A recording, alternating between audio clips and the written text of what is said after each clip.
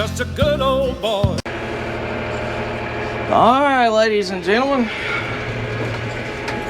it's go time. We are mowing hay today. Finally. Let's get this thing started up. Here, I'll open up the window so that way y'all can hear it. Always loved to hear them start up first time. Listen to that beast come to life.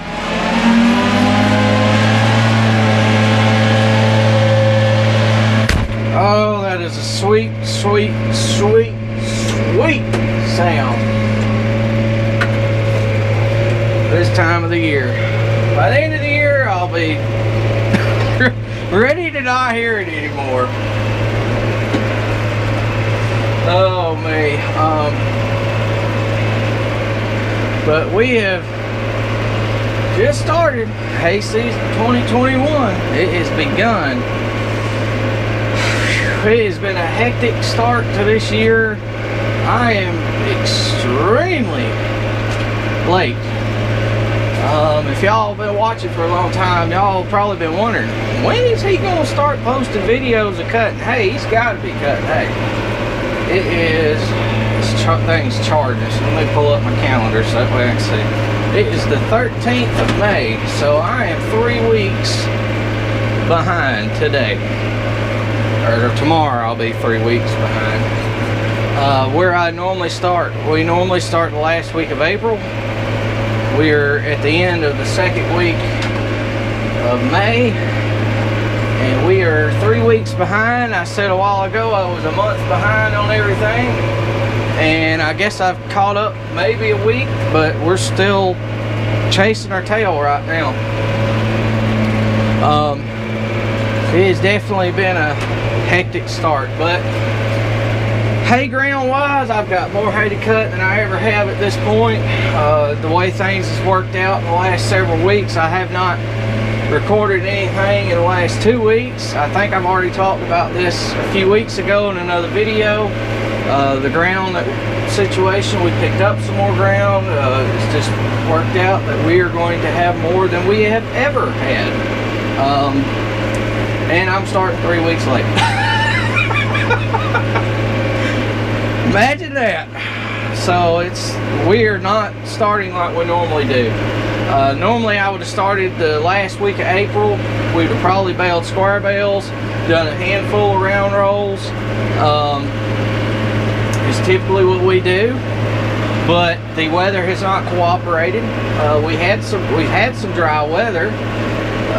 But it has also rained quite a bit. When it was warm enough to bale, it was raining. When it was dry, it was too cold to get it to cure out. So we haven't been able to go yet. I mean, it's just basically where we've been. There's some other guys that's in our area did start that the last week of April. They went ahead and cut. Several people cut a lot of hay. Then I don't know how they got it to dry out because the window was about 4 days and it was in the 60s and low 70s every day. So I don't know how they would ever got it to even dry enough to put preservative on. So I don't know. That's why I didn't go, and I was sick as a dog too at the time, but we didn't go then because the temperature has just not been where it's normally at. Right now we are basically at this month is basically April for what we normally have. Normally by this time of the year our temperatures are floating around mid-80s every single day. It's hot, not summer hot, but it's hot. At nights you'll get down into the low 70s, and if a rain shower comes through you'll see some 60-degree weather. We have still been floating in that 40-degree range, honestly, and it has been, get away from those, it's been tough. We've been kind of in there in that area at nights at 40s still some, and you cannot do anything with hay in that kind of weather.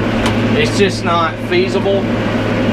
It won't dry. If you have a wrapper, you can wrap Ella.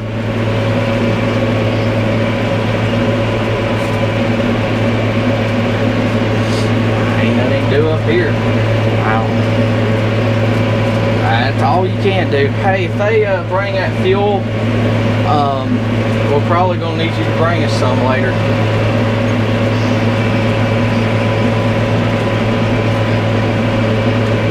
Well, if they do bring it, you call me, and we may need some.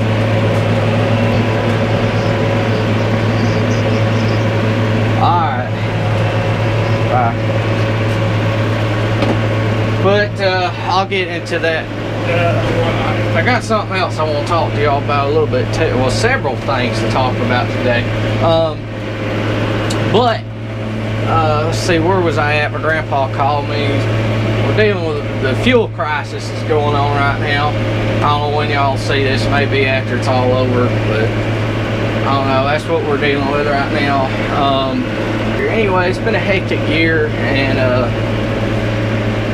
but it's just good to be cutting. We ended up with more ground, hay ground than we've had. We're still looking for cow pasture land though. That's something that we need bad right now. I need a good sized farm, really, one good sized farm to lease, but just can't find none no more, man. It's just part of it. Everybody, I know a lot of other people deal with the same thing I'm dealing with the guys that's out in the Midwest who hate it being I don't know, there's from my understanding from people I've talked to, there's a kind of a reputation out there that people out here ignore them because they are rural. Enjoy it. I guess is the best way to explain it, or whatever. Enjoy it. Don't wish don't wish it away. I promise you that. Because you will regret it when it is gone. Man, it's a different world when you live near a city or where everybody's at. It's just another world. This hay is heavy. Oh boy. And when there's no land and there's land values out the door and you're wanting to farm, it's hard. I mean, it's difficult. You cannot find land. We are one of the fortunate ones that's still left. Most people around here's quit, hung it up, moved or something, and we're one of the few that still hang around, that's still farming a pretty good size and good amount of ground. But it takes it, and a lot of people probably think, well, if they knew how much land we were actually farming, there's reasons I don't tell it, they would probably be like, well, I've got a lot of land. Well, it takes a lot of land to make everything work and to make this thing profitable for 3 families. And that's what's living off this farm, is 3 families. And there's my grandpa and my grandmother, there's my mom and dad, and then there's me and my gang. There's 5 of us now. That's a lot of money to be made. And my grandpa's not getting any younger. He's 80 years old, or fixing to be 80. And my dad is, I think he's either 60 or fixing to turn 60. And I'm the only young one around who does this. I have a sister, but she don't have nothing to do with the farm, never has. Her husband doesn't care anything about it for the most part. They just not involved in it, and it's all on me to try to take care of all this and basically keep everything going. The older they get, the less they can do and provide for them and myself. So it's not easy. And then you throw in on top of that all the land crap I have to deal with, and trying to keep enough land for us to make a living. And then you got to try to compete in the market and manage all that on top of that and do everything. It's a lot. I mean, it's a lot to deal with, and it's not easy. Anybody that says you don't learn what you got in farming, you ain't farming long, or you don't know what you're talking about. One.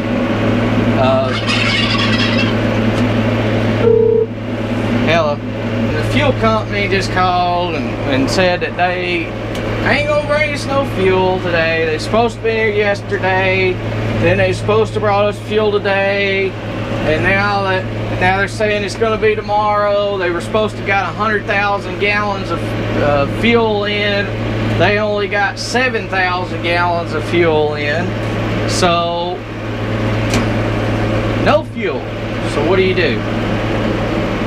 And it could not have been a worser time for our tanks to run out. And I ain't got a drop left.